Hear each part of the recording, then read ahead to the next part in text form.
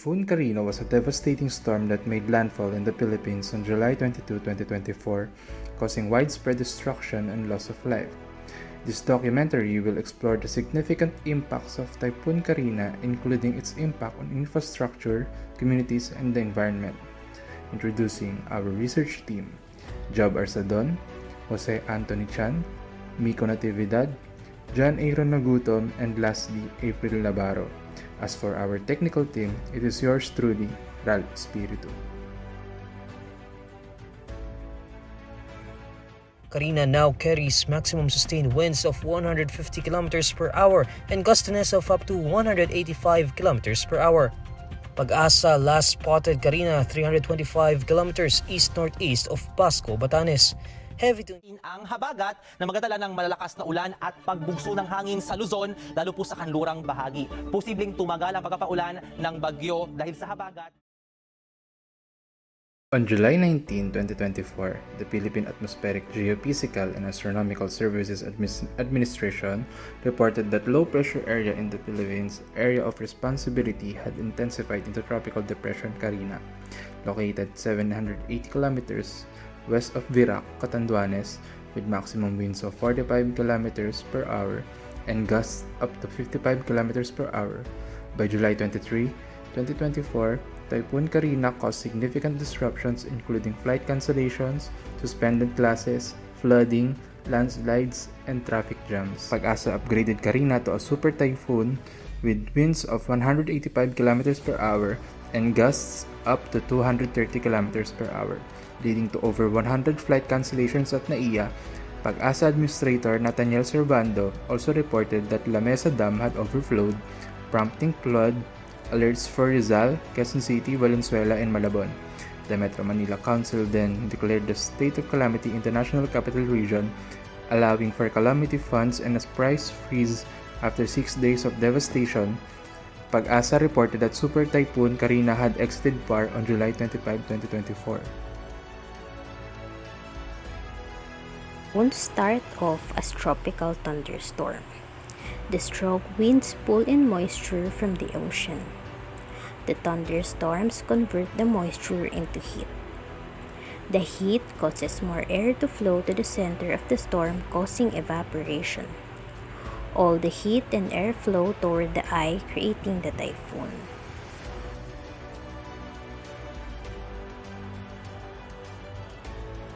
Now, when and where did Typhoon Carina occur? On July 21, 2024, Carina intensified into a severe tropical storm, prompting a designation for Tropical Cyclone Wind Signal Number 1 in various regions of Luzon, such as NCR, Region Number 1, Region Number 2, 3, Calabarzon, Mimaropa, 5, 7, 6, 10, and Region Car. By July 22, it had escalated to a typhoon category as it progressed northwest over the Philippine Sea, affecting municipalities in Bataan, Bulacan, Pampanga, and Iloilo, leading to a situation such as stranded individuals at Pasacao Municipality and flooding in Masbate City. Then on July 23, Typhoon Carina continued to strengthen and impacted several provinces in Central Luzon, Calabarzon, Mimaropa, and Central Visayas. By July 24, it had intensified into a super typhoon as it approached Taiwan, with reports of damage in the Ilocos region and Cordillera Administrative Region, CAR, respectively. Carina weakened and exited the Philippine Area of Responsibility, PAR, on July 25. And by July 26, Pag-asa noted that the southwest monsoon, intensified by the super typhoon, had already weakened.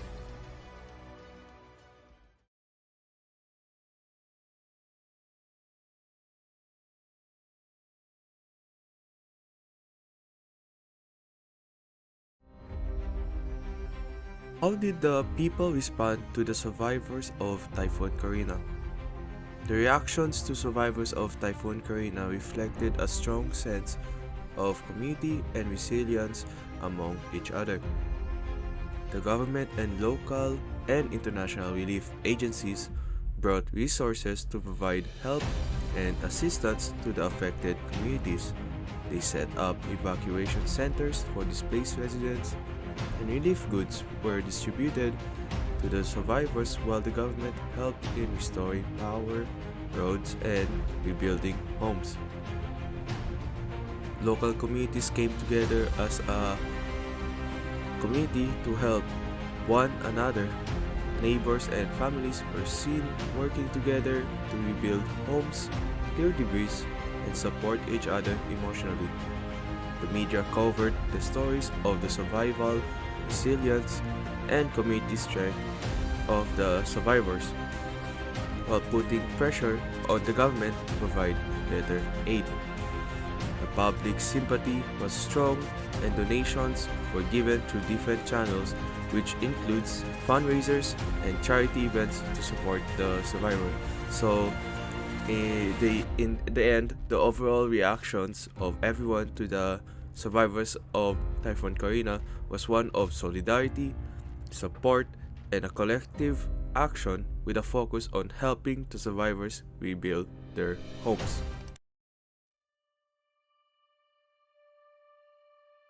Physical impacts. On individuals, injury and fatalities may occur during the typhoon. This is defined as the direct physical harm caused by the phenomena.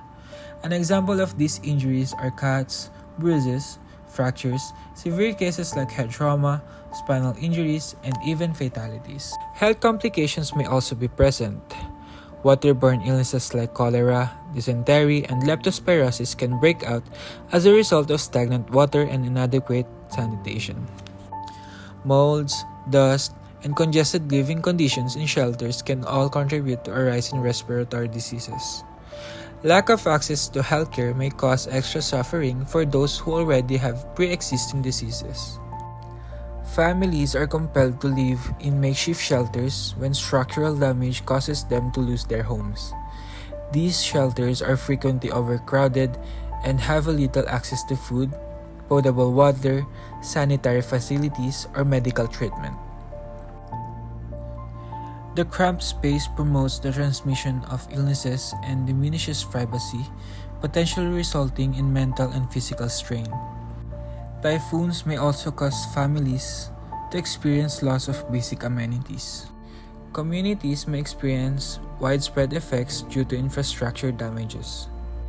Damage to roads, bridges, electricity lines, networks of communication, and water supplies is frequently severe enough to cut off portions of the community from essential services and hinder emergency personnel from getting to the most impacted areas. The functioning and rehabilitation efforts of the entire community are impacted by the inability to transport people and products freely, all resulting in problems with essential and important services. The effects of a disaster greatly impact citizens that had been hit by the onslaught, especially children. Being the most vulnerable when it comes to psychological impacts and damages, they are more susceptible to anxiety and stress correlating to the effects of typhoons. Just like the physical impact of a disaster can heavily impact societies from days to years, the psychological impact can also last for years, as the trauma and recovery can alter the victim's course of life. Victims of a disaster such as a typhoon can experience a wide range of negative emotions such as stress, anxiety, depression, sadness, and despair, and have different possible psychological damages that can alter their sleep, such as insomnia and nightmares. This can also affect their physical being, with the stress affecting their body and becoming overly fatigued. With vulnerable groups, these are more apparent because of their disadvantages, such as having a caregiver, being more vulnerable to the disaster itself, and the lack of assistance needed for them to survive. These psychological stressors can lead to long life diagnosis if not treated well. If the experience becomes too traumatic, a person can develop PTSD. Some disasters are too devastating, leaving a lot of people to be devastated and be exposed to more of these psychological impacts. With the disasters heightening the risk of death and losing a loved one, The people who have experienced death in the disaster are at a higher risk of PTSD and depression. Without proper risk reduction and help from rescuers and no proper shelter, these odds stack up more.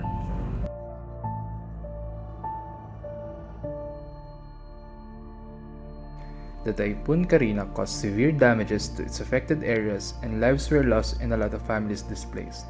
This disaster is both terrifying and eye-opening.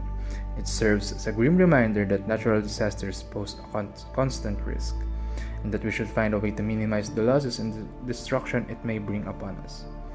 With this in mind, there are several things that we can do to reduce the risk. First, being that people should be informed if they live in areas that are prone to flash floods or other natural disasters. Second, technological advancements in terms of risk reduction, such as early warning signs to improve accuracy and timeliness of typhoon warnings. Infrastructures should also be improved in terms of their durability to extreme weather conditions. Third, there should be regular drills conducted in terms of evacuation plans as well as providing safe shelters to the victims of the disaster. Lastly is education. By being knowledgeable about the dangers of typhoons, and people in hazard zones can prepare ahead of time in case an unprecedented disaster actually occurs. Natural disasters may happen anytime. It is best to be prepared. However, despite the losses, the victims showed great resilience and they strived to help each other out. It showcases the term bayanihan of Filipinos. The disaster also gives valuable data that can be used to improve our disaster response and refine disaster protocols and procedures, as well as increase awareness to the risk of natural disasters and the importance of preparedness when they do occur.